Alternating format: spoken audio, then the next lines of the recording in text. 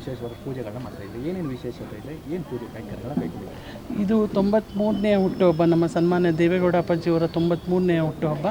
ಹಾಗಾಗಿ ನಾವು ಬೆಂಗಳೂರು ನಗರದ ಎಲ್ಲ ಕಾರ್ಯಕರ್ತರು ಸೇರಿಕೊಂಡು ಈ ಒಂದು ಪೂಜೆಯನ್ನು ಹಮ್ಮಿಕೊಂಡಿದ್ದೀವಿ.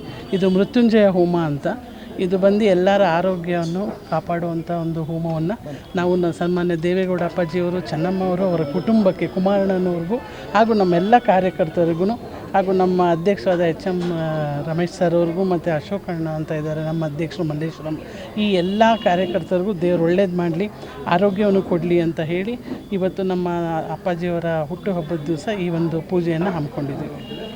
ಈ ಪೂಜೆ ವಿಶೇಷತೆ ಇದು ಎಂಥ ಸಮಯದಲ್ಲಿ ಮಾಡ್ತೀವಿ, ಏನು ವಿಶೇಷ? ಎಂಥದಂತಲ್ಲ, ಯಾವಾಗಲೂ ನಾವೆಲ್ಲರೂ ಜನಸೇವೆ ಮಾಡುವಂಥವರು.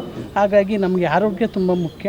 ಹಾಗಾಗಿ ನಮ್ಮ ವರಿಷ್ಠರಿಂದ ಹಿಡಿದು ಕಾರ್ಯಕರ್ತರ ತನಕನೂ ನಾವು ಈ ಪೂಜೆಯನ್ನು ಮಾಡಿ ಎಲ್ಲರ ಆರೋಗ್ಯವನ್ನು ಚೆನ್ನಾಗಿರಲಿ ಅನ್ನೋದು ನಮ್ಮ ಒಂದು ನಿಶ್ಚಯದಿಂದ ಈ ಪೂಜೆ ಮಾಡ್ತಾಯಿದ್ದೀವಿ.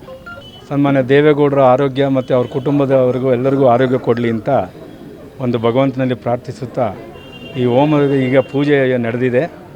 ಈಗ ಅದಕ್ಕೆ ಹೋಮ ಈಗ ಪ್ರಾರಂಭ ಆಗ್ತಾಯಿದೆ.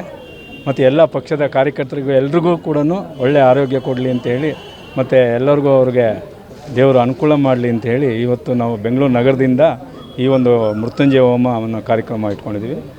ಸೊ ಈ ಕಾರ್ಯಕ್ರಮಕ್ಕೆ ನಮ್ಮ ಎಲ್ಲರೂ ಮುಖಂಡರುಗಳು ಇವತ್ತು ಭಾಗವಹಿಸಿದ್ದಾರೆ.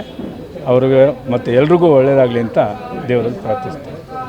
ಮಾನ್ಯ ಮಾಜಿ ಪ್ರಧಾನಮಂತ್ರಿಗಳು, ನಮ್ಮೆಲ್ಲರ ಸರ್ವೋಚ್ಚ ನಾಯಕರಾದಂಥ ಮಾಜಿ ಪ್ರಧಾನಮಂತ್ರಿಗಳಾದ ದೇವೇಗೌಡರ 93ನೇ ಹುಟ್ಟುಹಬ್ಬವನ್ನು ಅತ್ಯಂತ ಸಂತೋಷವಾಗಿ ಮಾನ್ಯ ದೇವೇಗೌಡರಿಗೆ ಶತಾಯುಷಿಗಳಾಗಲಿ, ಆರೋಗ್ಯ ಬಗ್ಗೆ ಕಳಿಸಲಿ, ಅವರಿಗೆ ಇನ್ನೂ ಹೆಚ್ಚಿನ ಶಕ್ತಿಯನ್ನು ಕೊಟ್ಟು ನಮಗೆಲ್ಲ ಮಾರ್ಗದರ್ಶನ ಮಾಡುವಂಥ ಒಂದು ವ್ಯವಸ್ಥೆ ಆಗಲಿ ಅಂತೇಳಿ ಇವತ್ತು ಬೆಂಗಳೂರು ಮಹಾನಗರ ಜನತಾದಳದ ಅಧ್ಯಕ್ಷರಾದ ರಮೇಶ್ ಗೌಡರ ನೇತೃತ್ವದಲ್ಲಿ ಶೈಲಜಾ ಮೇಡಮ್ ಅವರು ಈ ಕಾಡುಮಲ್ಲೇಶ್ವರ ದೇವಸ್ಥಾನದಲ್ಲಿ ಮೃತ್ಯುಂಜಯ ಹೋಮವನ್ನು ಏರ್ಪಡಿಸಿದ್ದಾರೆ.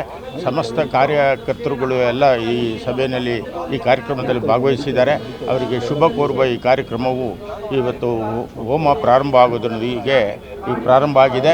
ಈ ದಿವಸ ಇಡೀ ನಾಡಿನ ಜನತೆಗೆ ಒಂದು ಒಂದು ಶುಭವಾಗಲಿ ಅಂತ ಹೇಳಿ ಇದು ದೇವೇಗೌಡರ ಒಂದು ಹುಟ್ಟುಹಬ್ಬದ ಈ ಸಂದರ್ಭದಲ್ಲಿ ನಾವು ಪ್ರಾರ್ಥಿಸ್ತೇವೆ.